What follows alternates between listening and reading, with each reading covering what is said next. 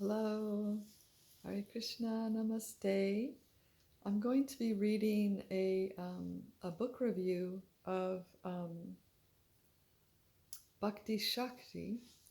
by Edwin Bryant, who's professor of Hindu religion and philosophy at Rutgers University. He wrote this for a scholarly publication called Dharma, and so it tends to be a little scholarly, but as I like scholarly pieces, I really like this work, and I hope you also enjoy it.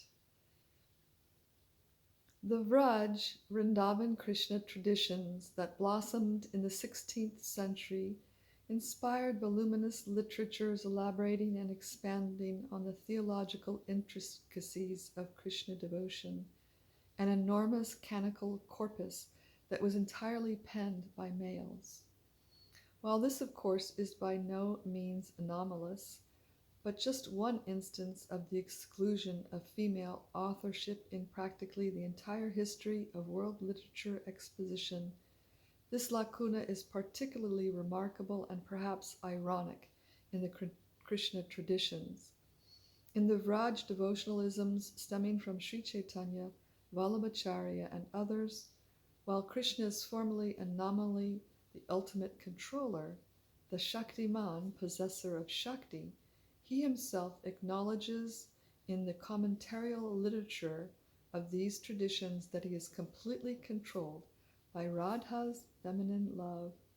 Yet it is male authors that have deemed themselves the most fit to articulate in theologically complex and intricate ways the infinite modalities and nuances of this feminine love. So it is very welcome contribution to the ongoing literary output of Gaudiya Vaishnavism to see divine love through the lens of a female scholar practitioner. Pranada Komtwa combines her personal lifelong insights into the nature of devotion with her natural gifts at writing to offer us a wonderful window into the highest possible expression of love of God attainable by the human souls according to the Krishna tradition to which she belongs. This is a book by a lifelong practitioner of bhakti with serious intellectual leanings, who has a story to tell and a message to impart. Bhakti Shakti takes us on a brief but deeply insightful tour through the wondrous manifestations and forms of both of the feminine Shakti and of the personified goddess in the Hindu traditions, all exhibiting different expressions and flavors of feminine power. The power aspect of the feminine includes the jiva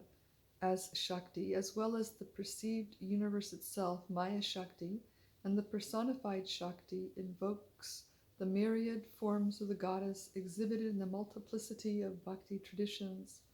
From this variegatedness of goddess forms and possibilities, Pranada selects and contrasts two manifestations central to her main concern, Durga and Radha. She notes how Durga, associated with the immense power of materiality itself, is often exploited by conditional devotionality by many of her worshippers for material gain, where the latter, Radha, exemplifies the purity of unconditional love. Indeed, Pranada presents the reader with a schema of distinctions within goddess worship, which she demarcates as earthly, celestial, and transcendent. In this schematic, approaching the requisite forms of the goddess for material or celestial boons is self-centered and illusory. While the goddess can fulfill such desires, the generic yogic caveat overshadows this type of devotion insofar as seeking boons ultimately perpetuates the discontent that ensues from attempting to fulfill any form of material desire. As all moksha traditions point out, it is desire itself that is the main perpetrator of suffering and samsara, so soliciting the goddess for fulfillment of desires, the desired material goals of life, while temporarily productive, is ultimately highly unproductive from the perspective of the Atman's true interests. This often self-serving attitude of devotion to other goddess forms is contrasted with the utter selflessness of Radha's devotion. Bhakti Shakti's main purpose is to lead the reader to a place of understanding that love is the true interest and highest attainment of human existence, and the goddess, as Radha, is the highest manifestation and personification. Indeed, Pranada adds prema, love, to the conventional four goals of human existence as a fifth and ultimate goal, and urges her readers that unconditional love, devotion free from any solicitation for material boons or blessings, is the only type of devotion, or indeed human activity, writ large, that can fulfill the aspirations of the deepest self. Love is the soul's imperative, and for Krishna's devotee, the journey of human existences reaches its apex when this most powerful force of all is embraced. Viewed through feminist lenses, Bhakti Shakti can also be read as revealing how, despite all the male posturings throughout human history in the guise of religion, beneath the bombastic portrayals of the supremacy of the ultimate Godhead as male, the Shaktiman is simply a lifeless shell without the Shakti that sustains him. In fact, we can note that the Devi Bhagavat Purana formally subverts the script of the Bhagavat in precisely this regard of ultimate causal power. Vishnu Krishna is incapacitated without the Shakti that empowers him, rendering the goddess herself as the true ultimate causal being behind the scenes. So that's a summary of something from the Devi Bhagavat. While Pranada does not undermine the Krishna-centric tenets of Gaudiya theology to the extent of the Devi Bhagavat,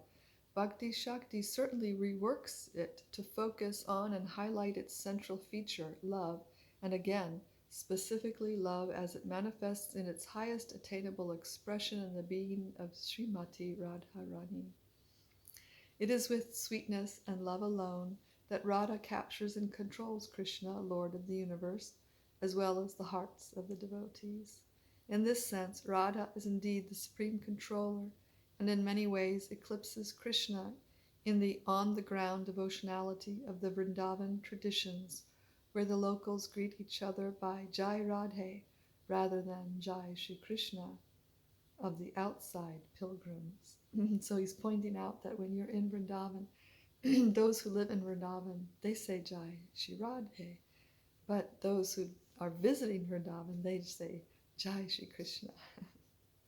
And Pranada certainly suggests that the power of Radha's pure loving sweetness offers an opportunity to revision social paradigms and behaviors away from aggression, projecting models of patriarchal thinking which deaden the spirit and disrupt our social consciousness, to reveal a vision of transcendental love that lies at the very heart of what all embodied beings seek. Permeating the narrative of Bhakti Shakti, then, is a view of feminism as an invitation to uncover one's genuine, deep-level identity by spurring women resisting the imposition of male hegemony to seek what is actually the universal inner essence of every spiritual being, love. In other words, while by no means denying the value of feminist activism in the perceived social world, Pranada's real motive is to urge women, and of course men, to claim their eternal, innermost true self and deepest being, because this is the self that exists beyond all sexism and other isms. From this place of the heart, one can not only learn to experience oneself as a pure monad of love, but direct this vision of the self and its qualities to all other souls. And Sri Radha exemplifies our deepest essence and aspirations in this regard. Situated in one's own true essence of pure love, modeled on Radha as the paramount exemplar of love, women, and of course men too, can become ambassadors capable of showing the way to a universal brotherhood and sisterhood saturated in love. The message of Bhakti Shakti, then, is that it is only from this deep level common core, the Atman, of the post-Upanishadic moksha traditions, that the sameness of all beings can be established and grounded in genuine oneness. But more ultimately still, Pranada's deepest motive is to point us not just to the common Atman essence of consciousness itself, as highlighted by the Gyan traditions, but a consciousness that reaches its highest possible state when permeated with divine love bestowed by Srimati Radharani. Finally, as a devotee true to her Gaudiya tradition, Pranada concludes her book with theologizing the names of Krishna as manifesting the eternal presence and loving dance between Radha and Krishna in this easily accessible sonic form, the Yuga Dharma for Vraj Bhakti. In short, Pranada combines her personal insights into the nature of devotion as a practitioner with her expository skills to offer the spiritual seeker a privileged window into the highest possible expression of love of God attainable by a human soul as claimed by her tradition. Thank you, Edwin Bryant, for a beautiful summary of Bhakti Shakti. You really did touch on much of the essence of what I was trying to attempt in that book.